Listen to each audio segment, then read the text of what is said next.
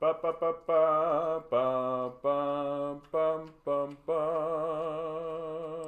ba ba ba ba ba ba ba bum bum ba ba ba ba ba ba. Yeah, break it down. What Final Fantasy? How you guys doing today? I'm sleepy today. I tell you what. Had a nice conversation with my mom. Good to see you, Rusty. Don't know if I've seen you around in a while, bud. Good to see you. One RD. Ferd. Got it. Got it. I figured it out. I figured out what you did. Well done, Rusty. Well done. You must have been sitting there with your finger right on the button, bud.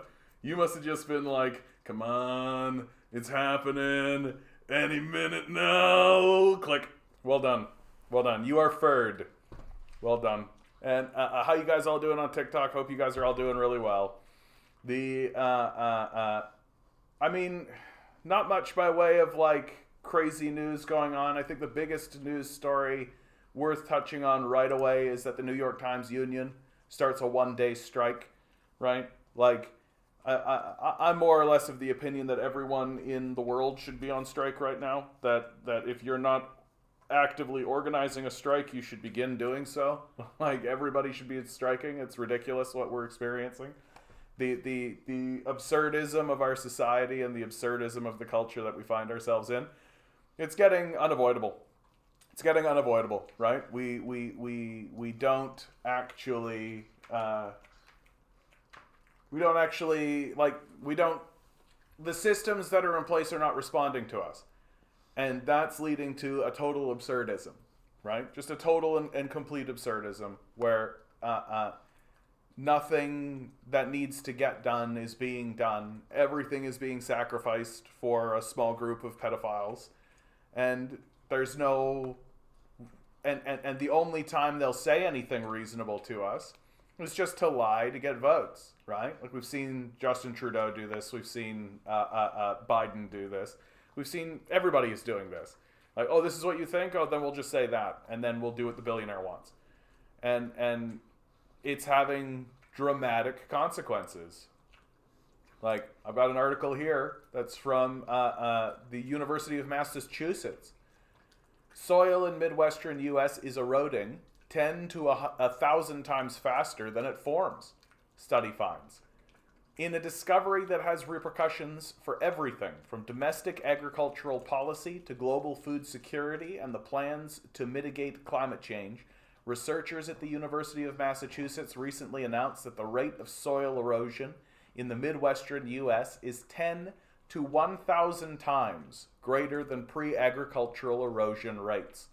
These newly discovered pre-agricultural rates, which reflect the rates at which soil forms, are orders of magnitude lower than the upper allowable limit of erosion set by the U.S. Department of Agriculture. This study, which appears in the journal Geology, makes use of a rare element, beryllium-10, or 10Be, that occurs when stars in the Milky Way explode and send high-energy particles called cosmic rays rocketing toward Earth.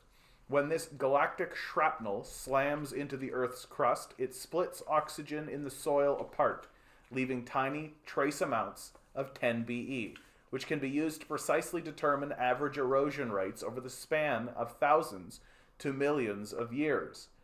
We went to 14 small patches of remnant native prairie that still exist in Iowa, Minnesota, South Dakota, Nebraska, and Kansas, and used a hand auger to collect deep soil cores in the material that date back to the last ice age. Says Isaac Larson, professor of geosciences at UMass Amherst and the paper's senior author.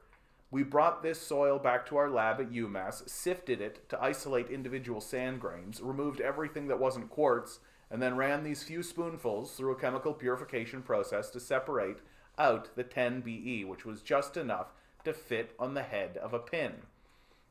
The sample was then sent to a lab which counted the individual 10Be atoms. For the first time, we know that natural rates of erosion are in the Midwest, said Carolyn Quarrier, the paper's lead author and who completed this research as part of her master's thesis. And because we now know the rate of erosion, before Euro-American settlement, we can see exactly how much modern agriculture has accelerated the process. The numbers are not encouraging. Our median pre-agricultural erosion rates across all the sites we sampled is 0.04 millimeter per year, said Larson. Any modern day erosion rate higher than that number means that the soil is disappearing faster than it's accumulating. Unfortunately, the USDA's current limit for erosion is 1 millimeter per year, 25 times greater than the average rate Larson's team found, and some sites are experiencing far greater erosion, disappearing at 1,000 times the natural rate. This means the USDA's current guidelines will inevitably lead to rapid loss of topsoil. Not only is topsoil crucial for U.S. agriculture, the annual cost of diminished agricultural productivity and environmental degradation due to erosion is estimated to be tens of billions of dollars per year, as well as worldwide food security. But most climate mitigation plans rely heavily on storing carbon in the soil. Yet there's no reason to despair. There are agricultural practices such as no-till farming that we know how to do, and we know greatly reduce erosion, said Quarrier. The key is to reduce our current erosion rates to natural levels, add Larson. The research was supported by the National Science Foundation. So it's nice that they're saying that there's things we can do, but that assumes that we're ruled by rational people who are interested in finding solutions to problems, and we're not. Very straightforwardly. So here we have University of Massachusetts bringing evidence to the table saying, hey, we're losing topsoil. It's eroding on us. We literally rely on this to feed ourselves. That's how it works. Oh, and here's a practice that we could implement, but are we? No. Why? Because it's not going to make one person an extra $100 billion. That's what it is. Crimean, good to see you. Ligon Dizzy, good to see you too. Radio, an absolute pleasure. Compton, of course. Yeah, everybody should strike. We should be, these sorts of things just keep happening to us, where we're just constantly in this state of being bombarded by news that's telling us explicitly, reality itself is turning against us. Reality itself is turning against us and is telling us as explicitly as it possibly can, stop doing what you're doing. Hey DM, how you doing, bud? Stop doing what you're doing. Stop acting the way that you're acting. Stop polluting, for God's sakes. Stop creating this ridiculous, absurd nonsense that you're doing. I Need Yetis says, John, highly recommend looking up Michael Dowd and his post-doom conversations. I mean, I don't really consider myself a doomer. I think that reality is much grander than this plane of existence. But it's just the stupidity of it all. We could be building something miraculous here. Something amazing. But instead of taking all of our technological advancements and thinking about how to implement them into this reality into such a way so that it improves the quality of life for everyone, we're literally just we're just a culture of salesmen. That's really what it comes down to. That if you can't sell a product to someone, then the technology is invalid. It doesn't matter how wondrous the technology is. It doesn't matter how beneficial it is. It doesn't matter how amazing it is. If you can't convince somebody to put money on the table to buy it, then it's worthless, as far as we're concerned. So so I'll give you a clear example of a piece of technology that would be considered absolutely worthless.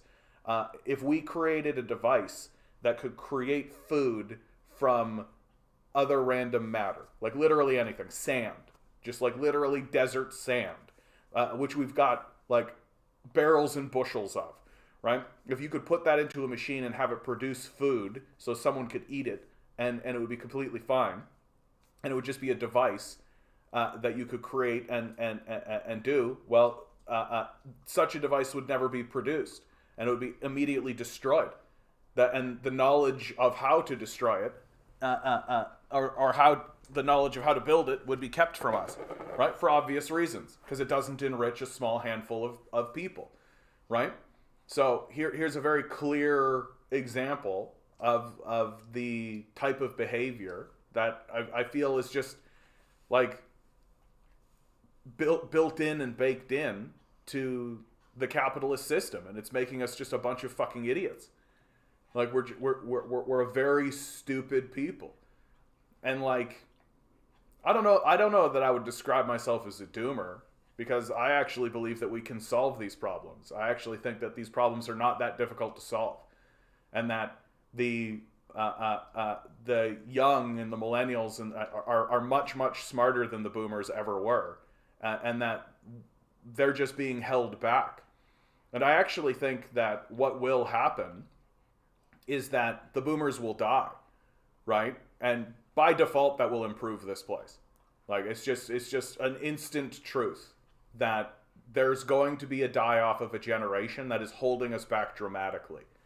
And the people who are left over are going to insist on a change occurring, and that change is going to occur.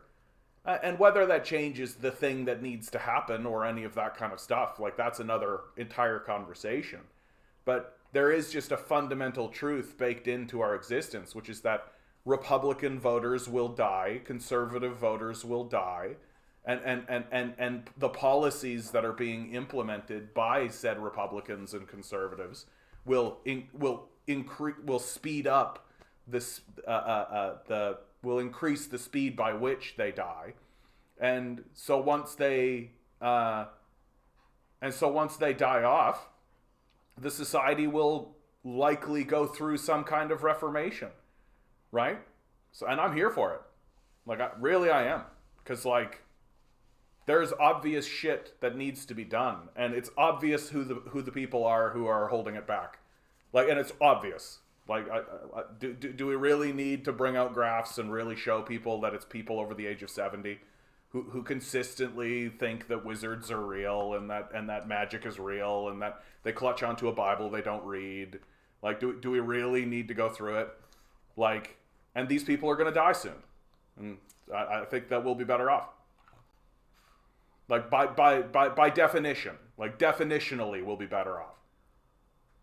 Ryan Grimm is getting dragged today over his defense of the squad's betrayal of railroad workers. Fun to watch. Yeah, I mean, you can't really defend them. Like, how do you defend them? Like, I stopped defending the squad a long time ago. Like, them being pro worker or pro working class or any of that kind of stuff, that's just their brand, right? That and if you can be suckered by that, right? If you could be suckered by that to be like, oh wow, I'm definitely going to vote for AOC. Right, I'm 100% voting for AOC because she's a woman of the word. Did you see where she wore the word dress? She wore that tax the rich dress. Haha, she really cares. Yeah, it's just her brand, right? She's just walking out to just like Hulk Hogan, right? Who comes out to the middle of the arena and his brand is goodness and fighting the forces of evil and all that kind of stuff, right? That's his brand. He goes out there, pulls open his shirt and he's like, oh, right? It's just AOC. It's the same thing. It's not different. Cotton says, to be fair, I think the newer generations past boomers are far more radicalized in both ways, which isn't comforting knowing that means we're having to fight young and capable Nazis. Yeah, but Nazis lose. So, like, there's going to be a moment of destruction, for sure. But, like, Nazis lose. Like, there's no moment in history where the Nazis actually win. Right? Like, and I think that there's actually, like, baked in reasons why that's the case. That, like, Nazism and fascism are ideologies that can't really sustain themselves. And it's not just simply external forces, like superior economic models or superior moral systems or anything like this, that ultimately overwhelms Nazis. It's also their internal contradictions and their internal inability. And so while it's dangerous, certainly, like, I'm not standing here trying to tell you it's not going to happen, but I just think they lose, right? History provides the evidence we need to see that. Like, Nazis don't win. Like, Nazis lose because they're losers, right? And we know that. And maybe they'll have their little moment in the sun, and maybe they'll have, like, a little 4-year period where they'll wave their little flags and pretend like they're the greatest, and then they'll lose because they suck and they're stupid and they don't know what they're doing, right? And I don't get, like, I think that that moment will happen, right? Like, it's but they'll fail, and we should expect that. Fight anyway, because, you know, you fight Nazis because they're Nazis, right? For no other reason. and but don't despair because they lose, and we know they lose. Yeah, capitalism is going to deal itself out of existence, but before it does, you're going to pay $50 for a small latte because inflation is going to impoverish all of us because before people get pissed off. Yeah, I mean, I just think people need to. I genuinely think that the majority of the populace are still crossing their fingers and hoping that the electoral system is going to do it. That somehow the electoral system's going to do it. Milo, no more, dude. No more. Get out of there. Statistically, there are more Gen X alive than Boomers. Plus, most of Gen X is still in the worst workforce. Even though I really despise the Boomer generation, I'm bringing up my own more often. Gen X is nihilistic and arrogant. Boomers were at least delusionally hopeful. My generation will crash the ship out of spite. I mean, I always got the sense from Gen X that they were sort of in this helpless state, that they sort of looked at the Boomers and went, well, yeah, they're driving us off the cliff, but what can we do? We're completely overwhelmed by just simply population demographics, right? Like, you think about the angst that happened in the alternative rock movement during the 90s. Like, that's very Gen X. Despite all my rage, I'm still just a rat in a cage, that kind of expression. And I do think that, and there is this, nihilistic is a good word to use because they're so used to it. Like, change cannot happen from the Gen X perspective, and it can't happen because there's traditionally been this Boomer generation that has prevented it from happening. And now they're, as you say, they're becoming the elder. They're becoming the ones, but they still hold on to this idea that change can't happen, even though they are the ones that are at the helm of change. So, we'll see. We'll see. Yeah, enough to realize the last 100 years of economic progress was actually a shell game to create billionaires, while the rest of the working class have their standard of living destroyed. Yeah, I mean, it is just a matter of time before the populace really does, and you can see it's happening, right? In many ways, the modern libertarian movement. That's why I'm not like deeply upset at the libertarians. Like, I think that they're well ahead of conservatives and liberals in terms of social awareness, because at least they're acknowledging that something's gone wrong, right? At least they're looking at the government and looking at these corporations and looking at these institutions and recognizing that something has gone wrong, right? Whereas conservatives and liberals insist that, oh, well, this is fine, it just needs minor reforms at best, right? So, like, your Voshes and your Destinies in the conversation, just clueless liberals who will happily drive a car into a brick wall if it means they get to just sit in their basement playing video games for a living. The sort of ridiculous nonsense. It blows my mind away that people listen to a guy like Destiny. Like, for real, the guy played video games in his parents' basement, and then suddenly we're supposed to take him seriously in terms of his knowledge base on politics. I don't get it. Like, I've never really understood it. Like, the guy is the very definition of privileged. Like, I don't understand why we take him seriously, but there he is. And but I mean, and there does start to come this question, like, what is it going to take? What is it going to take before people start to actually recognize that like, we have been abandoned, that abandonment is exactly the word to use. Like, I know somebody, I was just told just today that somebody I know just got let go from their job of 14 years. They were with that company for 14 years, and they were just told, okay, it's over, here's a month's severance, off you go. It's like, there's literally no loyalty, and there's literally no one who is standing up, and no institution whatsoever that exists that's at all interested in defending the necessities of life. Like, forget about rights, right? Like, forget about rights. Like the ruling class certainly has, right? Forget about rights. Like, just the basics of, like, people need food and shelter. All right, just the basics of creating a stable society so that and forget about society even. Like, people need access to food and shelter. People need access to these extremely basic things, or else the entire thing doesn't work. And it just seems like the structure of the piece is just saying back to us, yeah, we don't care about that. Like, we don't care about that. Sounds like a you problem, right? Why don't you, if you love that country so much, why don't you move to it, right? That's kind of the attitude. Like, if you're upset with where you live, just move, right? Just go somewhere else. Just say farewell to your friends, your families, your connections, and anything you've ever built, and leave, right? It's sort of childish, but like it's weird. It's weird that the eldest people around us are the most detached and childish, right? You would think that there would be some wisdom. You would think that there would be someone even attempting to think about what would be beneficial for the next generation. It just is not. It doesn't exist. Yeah, I told my grandma about how I'm losing my job and how the world is messed up. She basically spouted off boomer cliches. You're in control. If you fail, it's your fault, etc. Yeah, the world will be better when your grandma dies, Rusty. Like, I'm sorry to say it. Like, this is how I've come to think about my own family.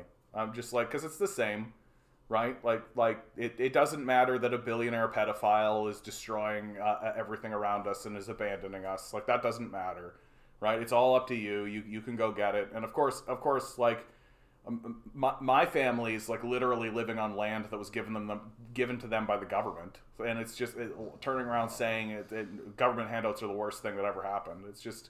It's just like, it's completely detached and narcissistic.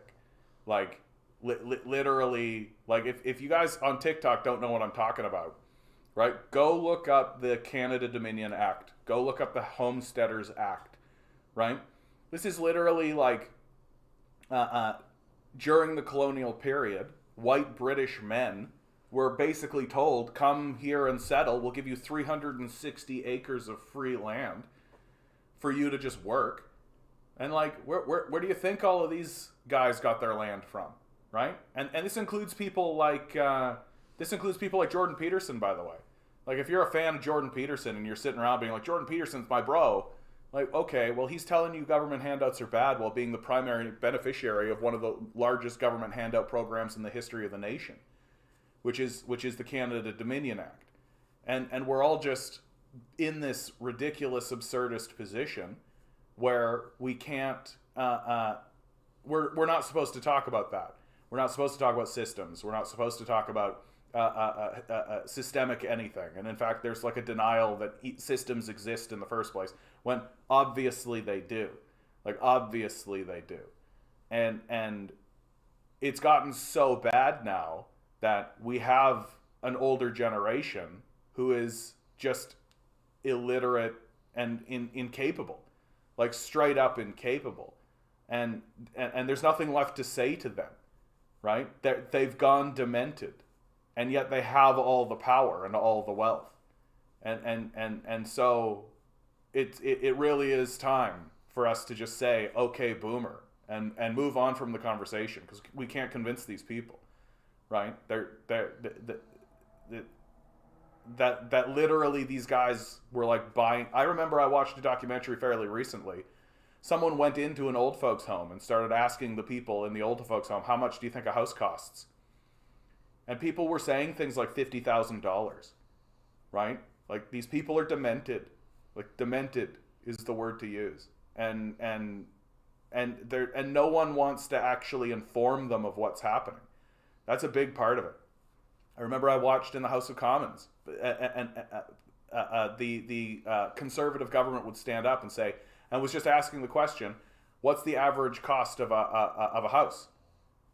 And then the question would be dodged. And then it was Polyev. He would stand back up and say, what's the average cost of a house? And they went back and forth about 10 times, just asking the same question, having the question danced around, asking the same question, having the question danced around. And it's because the liberals have to do it, because they don't want to put what the average cost of a house is on record in the House of Commons. so that nobody can look at it and actually say to these old people, the average cost of a house is like $200,000 or more, to people who are saying that's $50,000, right? Like it's this heavy level of detachment. The governments are too scared of logic and reason, kind of like a church. They only want low IQ people that can just barely run the country. Well, I mean, they're not interested in reason. No, I actually have to disagree with you, Prodigal. Again, we're ruddered into this kind of like, you are thinking like a citizen and a worker. You are thinking like someone that actually has empathy and compassion and cares about what's going on in your community and in your society, right? You got to understand that the people who are running the government care exclusively about the billionaire class. They do not care at all. Like, they care what you think only insofar as they can direct that energy back to the benefit of the billionaire class. And they're very logical. They're ruthlessly logical and ruthlessly rational when it comes to paying fealty and subservience to the billionaire class, to the ownership class. Like, so I got to disagree with you on that count. I think that the liberals and the conservatives and the NDP are extremely rational when it comes to serving their owners, right? And they only seem illogical, and what they do only seems irrational if you think that they're there to help you somehow, or help your community, or help your society, or even your nation. None of that is the reason they're in power. They're not in power to do any of that. And so abandon that. And then suddenly you'll see them for what they are. They're hyper rational as soon as you recognize that they serve maybe 100 people. And those people are the owners, right? Your Galen Westons, your David Thompsons, right? Your large, wealthy land-owning families, right? And that's true on a provincial level as well. That Doug Ford works for about 10 families. And you can see that with the Greenbelt development deal. Pretty clearly. Who does that benefit? No one. Like, literally no one, except 10 families who own the land. And that's it. And it's pretty obvious. Like, it's pretty obviously the case. But I rudder into this a lot. And I think it is difficult for people to change the way they think about the people in government and the society that they live in. Because they just, people inherently believe that, oh, well, I'm voting for this person, and if they don't do what we say, then we'll vote them out of office, right? And that's their punishment. I remember growing up, people would like say that with like giddy smiles, as if voting people out of office was this like great horrendous punishment for them, and haha, we got them, right? And the people who are in power know, like, they're very aware that that's the journey. Right? The journey is that you get into politics, you get elected as an MP, you ascend the power structure, maybe you become the leader, maybe you don't. You sit in your seat, you pay fealty to your owners, and then once you're out of office, which is an inevitability at some point, you go and work for the owners. That's the journey, right? And so them getting voted out of office is like, oh no, I'm not an MP anymore. I guess I'll go work for $200,000 a year as a consultant, where I have to show up and maybe do a speech once every year, right? Like, we got to get out of this idea that the structure is in any way designed to help regular people, because it isn't. Like, it isn't. It's more explicit in the United States. In the United States, it's so explicit. Like, it's in the document. Right? It's in the fucking document that this is being designed to keep the power within the wealth of the nation. Right? Like, and it's working. It's completely rational. It's completely reasonable. Right? And everybody is moving forward with all the logic in the world. It's just the logic is structured to serve the ownership class and to say, well, we got to con you into voting for one of these guys. And that's why they fall back on lesser of two evil logic and all this kind of shit. Because they know they can't present something good to you.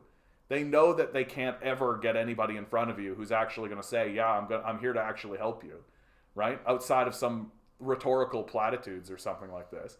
Because they know that the owners will never go along with that. And if somebody did stand up and say, we're going to implement a better public service, we're going to implement this kind of stuff, well, they would get abandoned by the only people in the conversation who actually matter, which is the owners, right?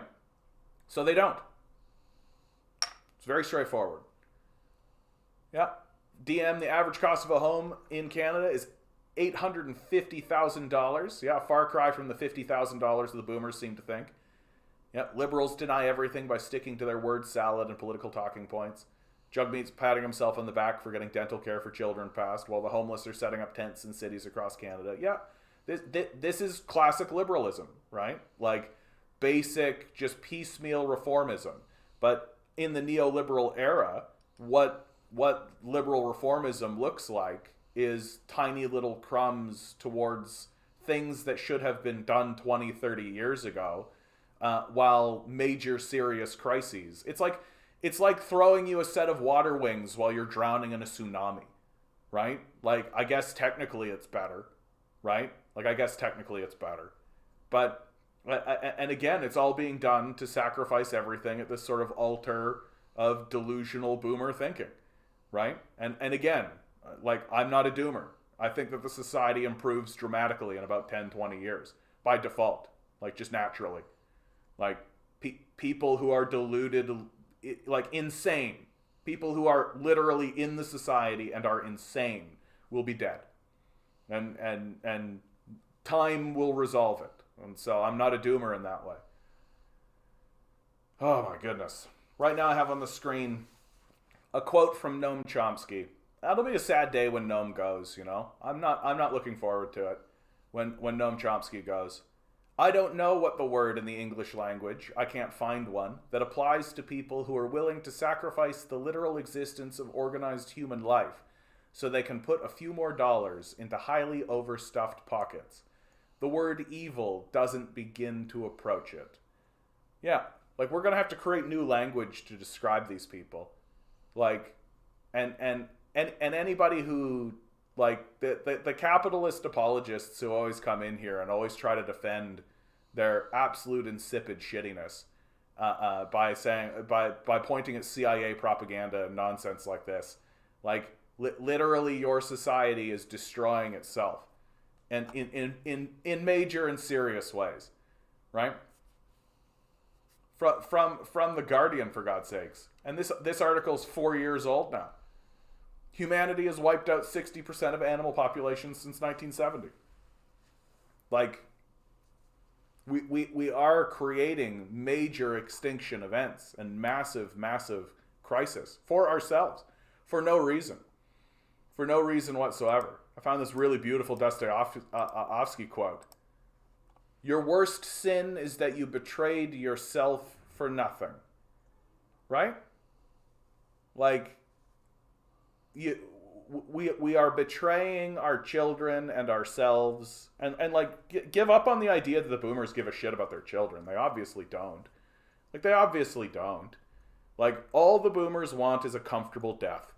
That's it. They just want to sit in a comfortable bed and die comfortably and go see Jesus. Like, that's what they're about, right? That's what they're about. And if they weren't doing that, then they would stop voting the way they do, and they would stop interacting with the systems the way they do. But they don't give a fuck about their kids.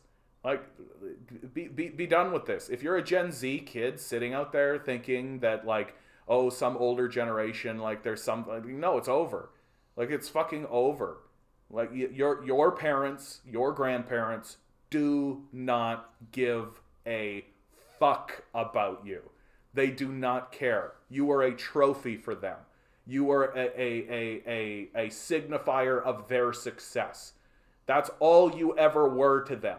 And that's all you ever have been to them. How do I know? Because they're destroying your future. They're destroying your civilization. They're destroying the world you live in actively. You always existed so that they could look at everyone around them and say, I won. I'm successful. And if they think otherwise, then they should probably start acting differently. But they're not going to do that, because what I'm saying is fundamentally the truth. And that we're all just going to be better off when they're gone. And so stick around, right? Like, I know that suicide's up amongst Gen Z. I know that suicide's up amongst everybody. Everybody's starting to do more and more drugs. The opioid epidemic is spreading. Like, despair is spreading throughout the society in major and serious ways.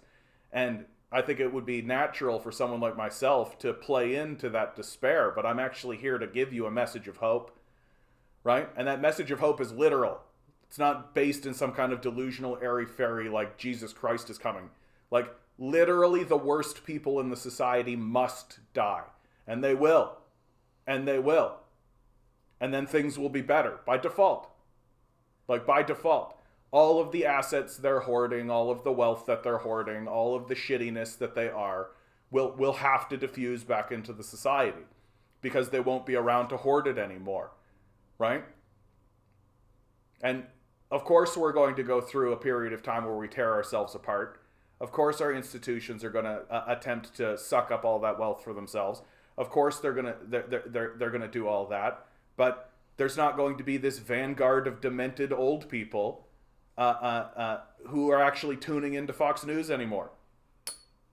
And the power structure is aware of it. It knows that it's going down this way. That's why they're becoming more militant. That's why they're gearing up. That's why Kanye West is walking around being like, Nazis are cool. Right? That's why they're recruiting.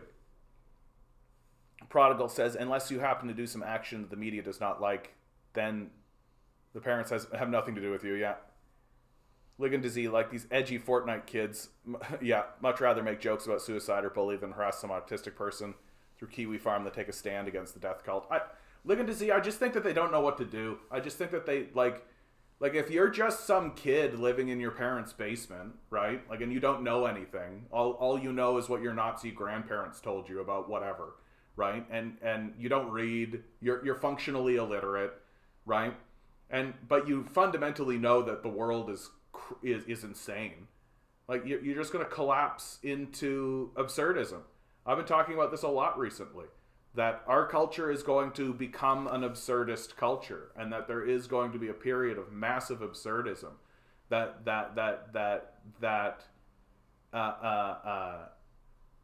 jumps out of it, right? That the absurdist narrative or the absurdist culture is going to try to sweep away the illegitimacy of what this is. And it's going to become common, right? Like, you can't live in a culture that's dominated by a single voice for this long. Like, you take a look at Disney. Like, Disney has 80% of the media market share, right? All the news media is owned by 6 or even less now organizations. Like, you can't sustain this. It doesn't work. And the response to it is just going to become like an overwhelming ridicule. That we're just going to start ridiculing the shit out of them. And we got to get there a lot faster, if you ask me, right? Just absurdism for absurdism's sake, because none of these people are good or righteous or even interested in you, right? And the only response that we can have, the only response that we can have is just to be like, okay, boomer is an absurdist expression. It is. It's literally looking at them in the face and discrediting their entire existence and their entire life in two words. Okay, boomer. Like, it's over. Like, we don't care what you think anymore. It's done. Stacy, good to see you. The system is going to collapse soon. The Alberta Sovereignty Act. What the fuck is this nonsense happening here? I'm just patiently waiting. Yeah, I mean, I always tell people, right? So, some people come in here and they say, like, John, how do we convince people that communism is the way forward? And my response has just become, we don't have to. Capitalism is going to be the thing that convinces everybody, right? That if we put all of our energy and all of our time into convincing people about the righteousness of our position, that's all we'll do, and it still won't be as effective as what capitalism is going to do, right? Like, it's going to get, like, dramatically serious sooner than you would like. Okay, come on now. It's from CR Strifey. Nazi grandparents, let's not broad brush here. I mean, I'm sorry, bud. I'm sick and tired of these people coming in and being like, my grandpa was killed by Stalin. And you're like, okay, what did he do for a living? Oh, he was a Nazi. It happens all the fucking time, right? Like, oh, my grandparents fled from Stalin. Oh, okay. Well, where do they live? What do they do? Oh, well, they were Gestapo. They worked for the Nazis. Like, that happens constantly. And so I'm over it. right? If you're going to come in here and start criticizing communism, I'm just going to assume that you're informed by Nazis. Like, that's basically where we're at now, right? Grandpa who actually fought Nazis but might still be racist. I'm just kind of over a lot of stuff right at the moment. Like, really, I'm out of patience for a lot of this nonsense, because straight up, like, most people in the society are functionally illiterate. Like, according to the Barbara Bush Foundation of Literacy, the functional illiteracy rate in the society is as high as 60%. So that means most people can't read, right? Most people are illiterate. And maybe they can read, like, push the button, right? But if you actually put, like, something in front of them and have them read it, they don't understand, they can't comprehend what it said, right? And that's the majority of people in our society. And when you have a majority of people in the society that are functionally illiterate, then you could tell them anything you want. You could just have them believe anything you like. You just need to bombard it as loudly as possible through Marvel movies, through your propaganda systems. Create an education system that just excludes huge sections of information, right? And then if anybody actually does report on events that happen, you can just shrug and say, "Oh, that's just propaganda. That's just propaganda." Right? That's something I see all the time. Right? If you just report on something that happened, that the United States media system and the CIA media system doesn't report on, then you're the propagandist, right? Because you're reporting on something that happened, and that's something that we all know shouldn't talk about. Propaganda, very good, very good. Like, that's another thing, man, that I'm really looking forward to. I'm looking forward to living in a world where everybody at least somewhat understands that, like, the CIA is a serious organization, right? Like I think the boomer generation still has this kind of eye-rolling feel of, like, oh, sure, buddy, the CIA, whatever you say, right? Because they're naive and gullible, right? Which is why all their views are naive and gullible. But but I do think that, like, even Gen X, like, to a certain degree, is like, yeah, the CIA exists, obviously, there it is. And definitely, like, millennials and Gen Z. Like, for God's sakes, there's a show on Netflix right now that is all about the CIA, right?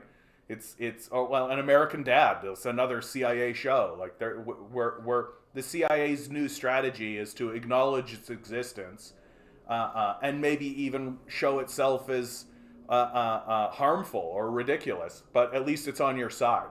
Is always the argument. It's always like, at least we're on your side, right? Even though they're obviously not. Even though they're exclusively self-interested, they don't care about any other organization other than themselves. But at least now the society has evolved to such a place that we're acknowledging the existence and the power that such an institution actually has, right? And yet another reason why the dying off of the boomers is a positive for the society. DM says, Time magazine just picked Zelensky as Person of the Year. Yeah, I reported on that yesterday. Time also picked Adolf Hitler as Person of the Year in 1938. I mean, I do think that you can create the argument, and liberals often do this, where it's not good Person of the Year, right? It's just who's the person that kind of encapsulates the events that occurred this year. That if you wanted to point at any one person and say that's the person to pay attention to for what happened this year, Zelensky's a fine choice. My critique of the pick isn't the pick, it's the presentation, right? Zelensky Person of the Year, Tim.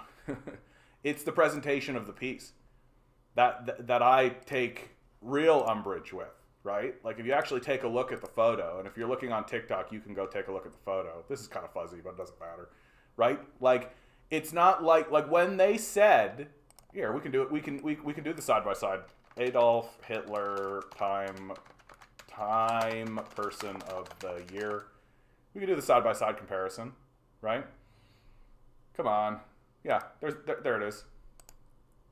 We could see pretty clearly, like, the juxtaposition. Forget about this side point. That's fine. This is the original, right? Like, it's just a photo of Hitler, right? Sitting in a chair. I should probably get rid of this. The algorithm will be like, swastika, because you can't actually talk about these things. You get booted off platforms.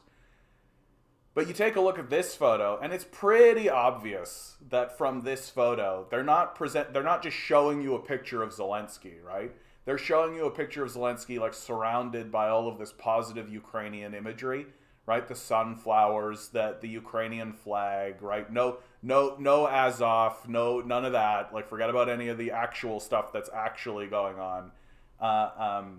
And it's all with this kind of, and he's got this look of like hope and on his face, and everything is about the good fight and all of this kind of stuff. And it's a visual story. That's where I get a little like, yeah. And I mean, person of the year, Vladimir Zelensky, and the spirit of Ukraine. Like, well, you mean the Banderites? Is that the spirit of Ukraine that we're talking about here? Seems like. War will expand. This is from Tinker. How you doing, Tinker? I don't think I've seen you here in a little while. War will expand in Ukraine. The Nazis hit Russians' Engels air base, most strategic in Russia. Not much damage. A couple people died. A bomber was damaged. Counterpoint.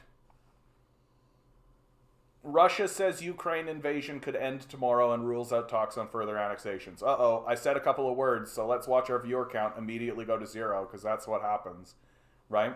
So we got 163 right now on TikTok with 2.9 likes. I said 2 words that the algorithm will pick up, and this will drop to 0. You watch. So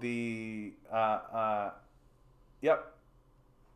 Yeah, I won't even read this article any further. I'll just show it to you just to be like, no, we're not, yeah, I hope you're doing well out there too. Yeah, Elensky, you've got to drop the Z. That's funny, dude. That's an old school throwback radio. That's hilarious. Yeah, when they tried to ban the letter Z, that was super, super funny. So and I think, yeah, here's a fun one. The ADL issues statement declaring Azov Battalion no longer far right. Huge article from the Gray Zone, but like just to tell you how absurd things are, how absolutely fucking ridiculous things are getting. Ugh. Yeah, I mean, if you are over there in TikTok land thinking that the TikTok chat is absolutely insane, you are right. It's why I don't engage it, right? You got a lot of nonsense going on. If you want to have an adult conversation, you come on over to YouTube. I'm going to warn you right now, I expect to be treated like an adult, and I'm going to act like an adult.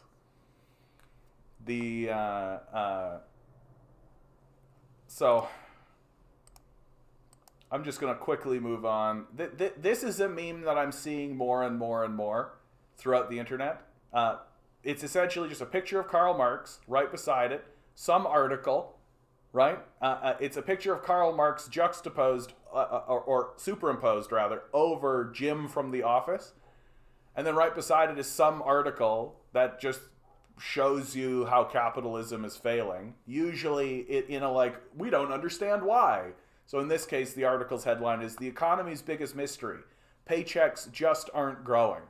And then there's the final picture is Karl Marx just looking into the camera, right? And I'm just seeing this meme promulgated more and more because, and I think what this captures is what I've been saying a lot, right? What I've been saying a lot about capitalism, which is that it's failing and it's obvious.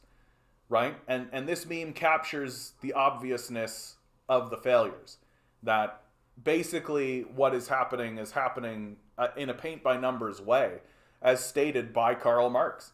Just read his work and you're like, yep, this is happening. This is happening. Like the existence of Bitcoin.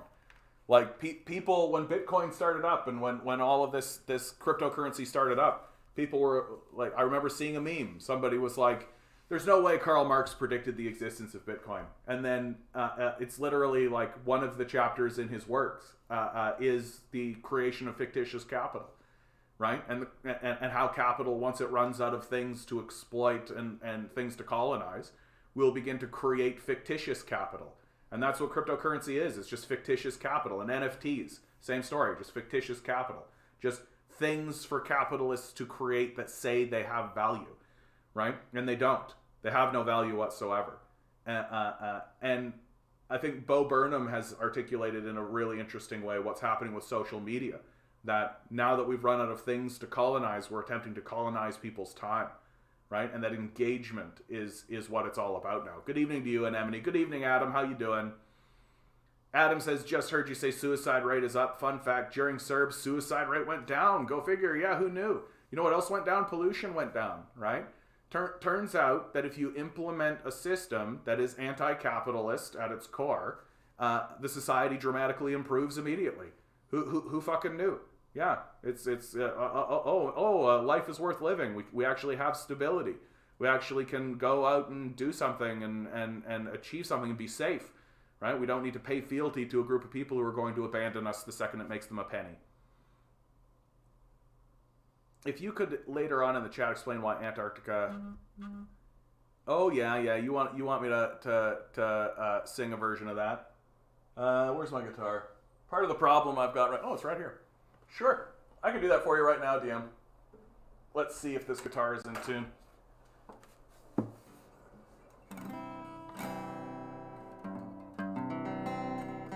Ugh. I don't know how this is going to sound on TikTok, so.